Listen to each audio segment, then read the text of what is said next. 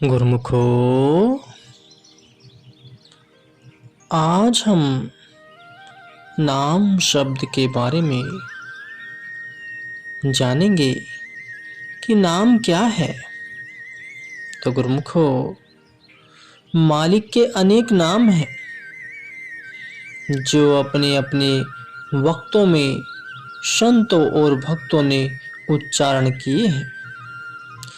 कोई उसे राम कहते हैं, कोई उसका ओम नाम बतलाते हैं, कोई सतनाम ईश्वर या परमेश्वर कहकर याद करते हैं। तात्पर्य यह है कि ऐसे अनंत नाम हैं जो उसके भक्तों ने रचे हैं। हम इन सब नामों पर बलिहार हैं क्योंकि ये सब उस मालिक के नाम हैं। परंतु नाम के स्मरण में लगने से पहले जिज्ञासु को इस बात के सोचने की आवश्यकता है कि वास्तव में वह नाम कौन सा है जिसके जपने से जीव के मायावी बंधन छूटते हैं और सच्ची मोक्ष मिलती है। संतों का नाम से प्रयोजन जाति का नाम है। यह जवान द्वारा जिसने नाम जपे जाते हैं वे शिफाती नाम हैं और यह सब ऋषि मुनियों ने उस मालिक की सिफतों को प्रकट करने के लिए आप उच्चारण किए हैं। क्योंकि सिफतें अर्थात गुण उसके अनंत हैं, इसलिए सिफाती नाम भी मालिक के अनंत हैं। परंतु जाति नाम अर्थात जो निज नाम है वह एक ही है और वही वास्तविक नाम है जिसके जपने से मनुष्य मुक्ति का अधिकारी बनता है।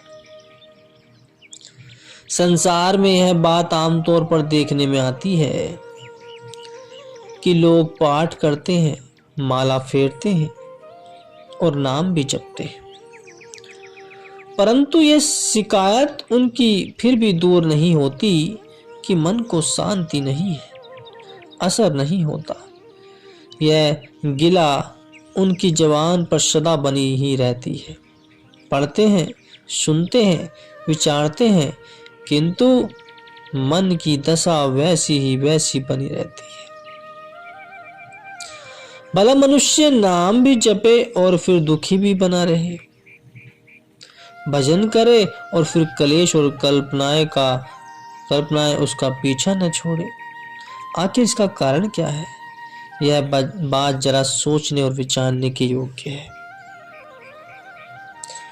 गुरुवाणी में वर्णन आया है, राम राम शंभु कहे, कहिए राम न होए, गुरु प्रसाद राम मनि वैसे, ता फल पावे कोय। कहने को तो हम तुम सब सतनाम, ओम, ईश्वर, परमात्मा इत्यादि अनेक नाम कह लेते हैं और कहते रहते हैं, परंतु उनका पूरा लाभ हमको क्यों नहीं होता? इसका एक कारण तो यह है कि यह सब नाम मनमति से लिए जाते हैं, गुरुमति से नहीं लिए जाते, और मनमति से जपा हुआ नाम फलदायक नहीं हुआ करता, और गुरुमति द्वारा जो नाम जपा जाता है वह लाभदायक होता है। कारण यह कि मन की मति माया के घेरे के अंदर है। मन जो कुछ भी सोचेगा माया के अंदर सोचेगा। उसकी दौड़ चाहे कितनी ही दूर दराज की होगी, माया से बाहर नहीं होगी। गोचर जह लग मन जाई, सो सब माया जानो भाई। जब मन स्वयं माया से बना है और माया का ही रूप है तो फिर उसकी रहनुमाई जीव को माया से मुक्त कैसे कर सकती है? मान लिया कि संसार में लोग नाम, दान, स्नान, तीर्थ, व्रत, नियम, धर्म और पाठ पूजा आदि शुभ कर्म करते, परंतु सवाल यह है कि इन सब में उनकी रहनुमाई कौन करता है? उत्तर मिलेगा कि मन। वह जो कुछ करते हैं मन की आज्ञा से करते हैं, अर्थात जो कुछ मन उनको रास्ता बतलाता है उसी पर चलते हैं और जो वह हुक्म देता है उसी पर अमल करते हैं। चाहे ये सब शुभ कर्म ही हैं और इनका फल भी शुभ ही होगा, परंतु हर सूरत में माया के अंदर होगा। माया से जीव छूट नहीं सकेगा, क्योंकि जब मन स्वयं माया के अंदर है तो उसकी रहनुमाई जीव को माया से बाहर कैसे कर सकती है? मन मुरीद संसार है, गुरु मुरीद कोई साध, जो माने गुरु वचन को ताका मत आघात। कि अज्ञान नाम अंधकार का है। अज्ञानी जीव चाहे कितने ही हाथ पांव मारता रहे, उसका परिणाम कुछ भी नहीं है, क्योंकि अंधेरे में किया हुआ कार्य कभी भी ठीक नहीं समझा जाता। जब अज्ञानी जीव अंधेरे में है तो फिर ऐसी हालत में वह अपनी भलाई की सोच ही क्या सकता है? शुभ कर्म करने अच्छे हैं, बिल्कुल कुछ न कुछ करने से तो किसी न किसी नाम का जाप करना भला है, परंतु जो गुरुमति द्वारा नाम जपा जाएगा उसका फल कुछ और होगा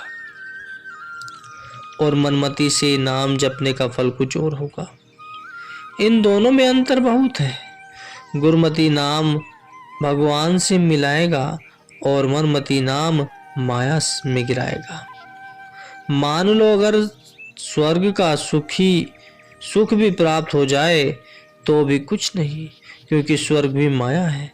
इसी कारण से संतों का यह उपदेश होता है कि जीव को मनमति का त्याग कर गुरुमति धारण करनी चाहिए, जिससे वह माया के बंधनों से छूटकर मुक्ति को प्राप्त कर सके।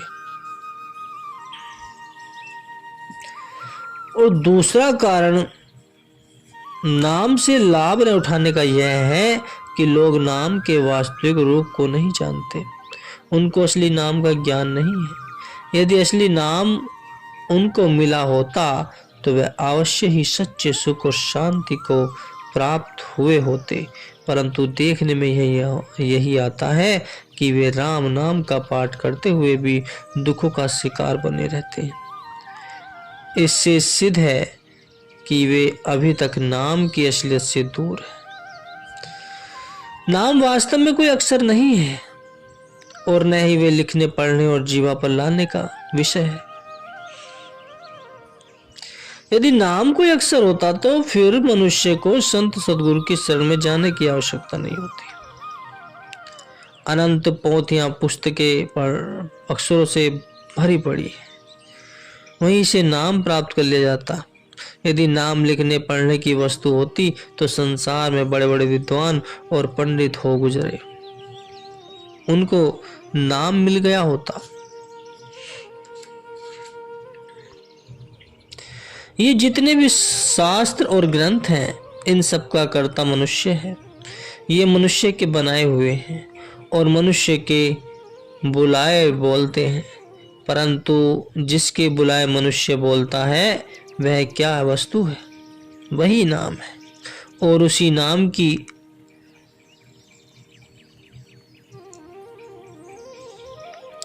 महिमा करते करते ग्रंथ और शास्त्र हार गए, परंतु पार उसका फिर भी नहीं पा सके। जब नाम खंडों ब्रह्मांडों और उनमें बसने वाले संपूर्ण जीव जंतु को भी शक्ति बख्शने वाला है और सब प्राणी उसी के आधार पर चलते फिरते, खाते पीते, बोलते चालते और सब कार्य करते दिखाई देते, तो फिर वह कलम, दवात, कागज और अक्षरों या जीवा के अधीन क्यों कर हो सकता है? जाति और सिफाती नाम में बड़ा अंतर है। आमतौर पर संसार में जहाँ कहीं भी नाम का सिलसिला दृष्टि से आता है, वहाँ यही कुछ है कि जीवा हिली तो नाम भी हिला, जीवा चली तो नाम चला। अगर किसी समय जीवा और हाथों में हिलने जुलने की शक्ति नहीं रहती तो नाम का सिलसिला भी समाप्त। अब आप सोच सकते हैं कि यह नाम अंत समय जब जीवा आदि सब इंद्रियां शिथिल हो जाती हैं, कहाँ तक सहायता कर सकता है। श्री बाबा नानक देव जी महाराज जब बालकपन के समय में माता पिता के कहने पर विद्या पढ़ने के लिए पाठशाला भेजे गए तो पांधे ने पट्टी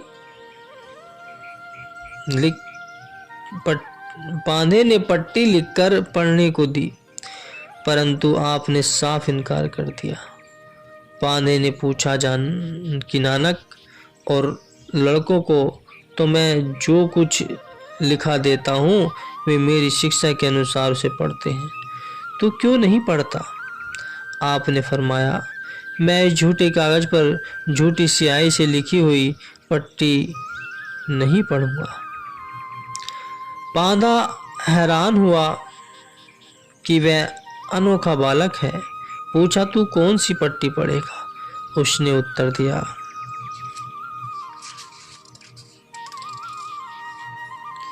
सुन पांधा, मैं तुझे असली पट्टी बतलाता हूँ, यदि तू उसको पढ़ा सकता है तो पढ़ा, वरना झूठी पट्टियां पढ़ने के लिए मैं नहीं आया हूँ। मोहजाल को घिसकर उसकी स्याही तैयार कर। मति अर्थात बुद्धि रूपी कागज बना।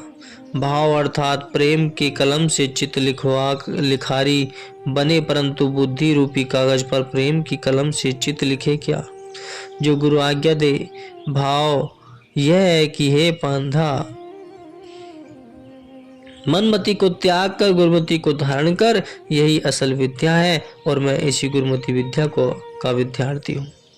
इससे सिद्ध होता है कि बाबा नानक जी महाराज ने इस संसारी विद्या की कोई खास आवश्यकता नहीं समझी और न ही इसको अंगीकार किया, और करते भी क्यों, जब वह आत्मिक अर्थात ब्रह्म विद्या के मालिक थे और जीवों को ब्रह्म विद्या का दान देने आए थे, तो उन्हें बाहर की विद्या की आवश्यकता ही क्या थी। कबीर साहिब कहते हैं, पढ़ पढ़ के पत्थर भये, लिख लिख भये जो ईंट, कबीर अंतर प्रेम की लागी नेक ने छींट।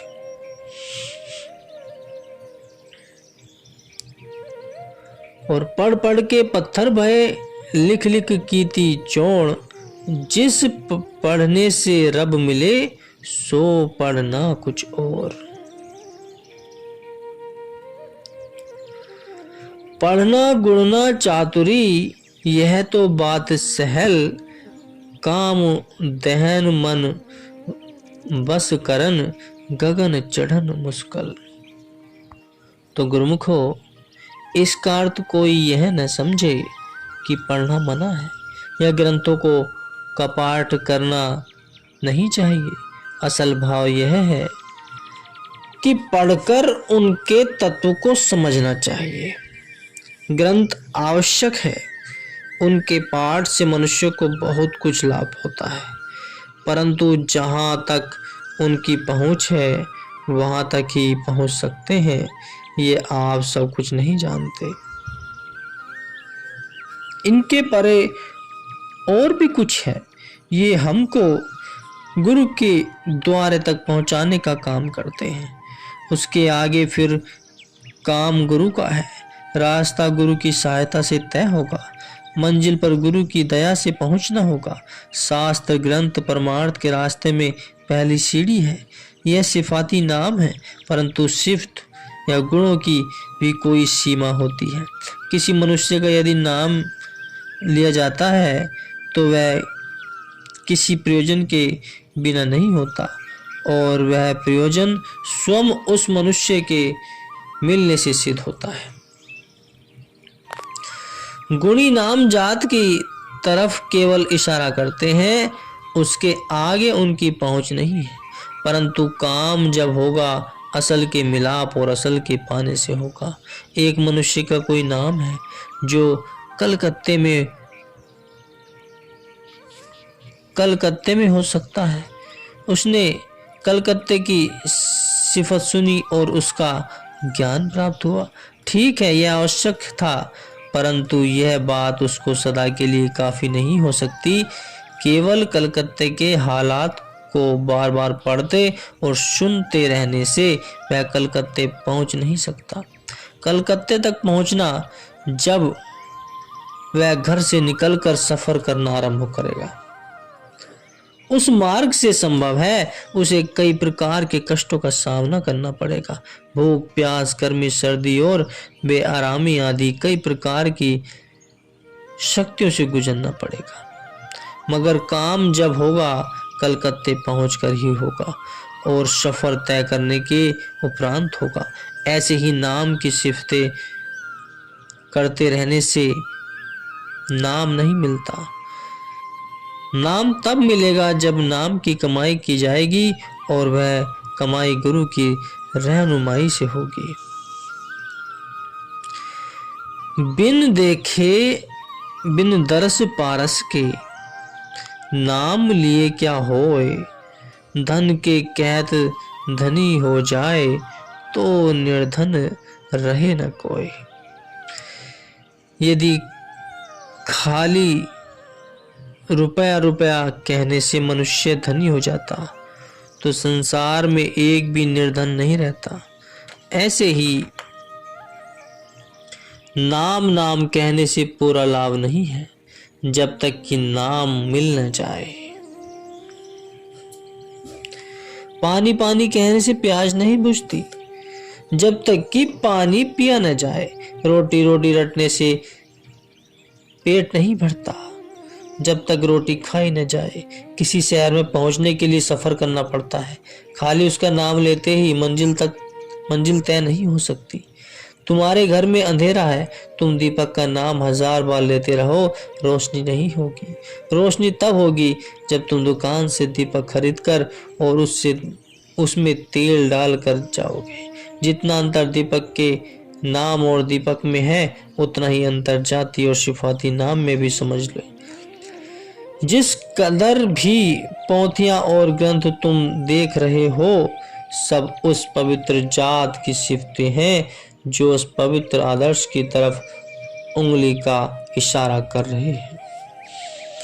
इसी दृष्टि से संत मत के आचार्यों ने वही गुण पढ़ाई की जगह अंतर्मुख साधन की तरफ अधिक जोड़ दिया है और श्रुति को हर तरफ से एकाग्र करके अपने अंदर में चढ़ने की शिक्षा दी है।